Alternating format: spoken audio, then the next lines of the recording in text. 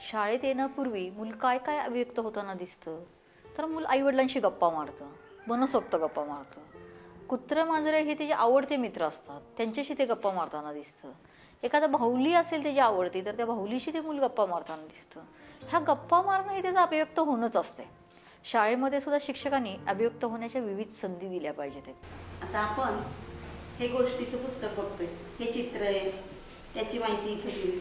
अशी बरीच पुस्तकं तुम्ही पाहिलीत, वाचलीत आहेत की नाही. या पुस्तकासारखं तुम्हाला पुस्तक तयार करायचं जमेल ना सगळ्यांना? आता तुम्ही चित्र काढायचे आणि काय करायचं, खाली त्या चित्राच्या संदर्भात 2-2 वाक्य लिहायची.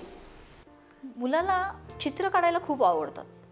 मग हे चित्र काढताना घटनाक्रमाने जर चित्र काढली, तर त्या चित्राखाली एक एक वाक्य लिहिलं तर ती चित्राची मालिका होऊन जाते. सुरुवातीला नुसती छोटीशी आयडिया जरी मुलांना दिली, अशा चित्रमालिका मुलांना वाचनास दिल्या आणि त्यांच्या अनुभव विश्वात येणाऱ्या कथा गोष्टी त्यांना आवडणाऱ्या अशांची चित्र मुलांनी काढून त्याच्या चित्रमालिका सहजतेने मुलं तयार करतात. म्हणजे त्या संधी वेगवेगळ्या पद्धतीच्या असतात. बालसभेसारखी संधी ही अभिव्यक्त होण्याची संधी आहे. सांस्कृतिक कार्यक्रम ही सुद्धा अभिव्यक्त होण्याची संधी आहे. पण ही अभिव्यक्ती पुढे आपल्याला लेखन स्वरूपात सुद्धा आपल्याला करून घेता येते. मूल ज्यावेळेस भरपूर प्रमाणात गोष्टीची पुस्तकं वाचतं, मूल विचार करायला शिकतं, कल्पना विस्तार करायला शिकतं, त्यावेळेस त्यानंतर मूल स्वतः कथासुद्धा लिहायला शिकू शकतं.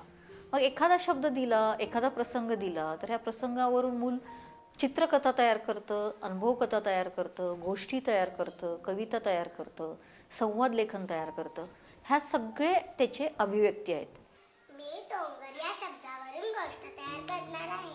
एक दिवशी एक असा मोठा असा डोंगर असतो आणि एक दिवशी एक मुलगा त्या डोंगराकडे जातो आणि तिथे छोटीशी एक झोपडी असते.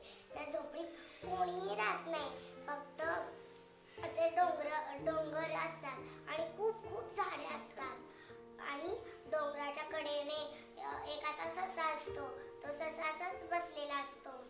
अभिव्यक्त करताना मूल विचार प्रक्रिया वापरत असते आणि या विचार प्रक्रियेमध्ये सतत रोज नवीन नवीन बदल होत असतात. कारण विचार प्रक्रियेमध्ये विचार करायला आपल्याला मूल शिकत आहे, नवीन शब्दांचा वापर करायला शिकत आहे, नवीन विचारांचा वापर करायला शिकत आहे आणि या सगळ्यांचा वापर करून ज्यावेळेस लेखन होत असतं त्यावेळेस त्या लेखनामध्ये सृजनशीलता येते. एक झाड होते. त्या झाडाला एक मुलगी पाणी घालत होती. त्याचे कारण की ते झाड तिचे होते. ती त्या झाडाची खूप काळजी घ्यायची व ती त्या झाडाची पाने तोडत नसे व दुसऱ्यांनाही तोडून देत नसे. त्याच्यात काय आलेलं आहे? मा. याच्यामध्ये सा, याच्यामध्ये वा, याच्यामध्ये ला. याला यमकाचे शब्द म्हणूयात. कसले शब्द म्हणूयात? यमकाचे शब्द. यमकाचे शब्द. मग असे शब्द आपल्याला कुठं कुठं पाहायला मिळतात रे? कवितेमध्ये की नाही? तर आता आपण एक शब्द घेऊयात आणि त्या शब्दापासून आपल्याला कविता तयार करता येते का बघूया. गौरी.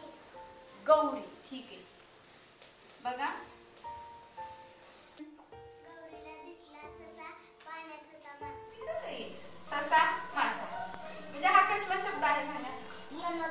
यमक. गौरी शरवत.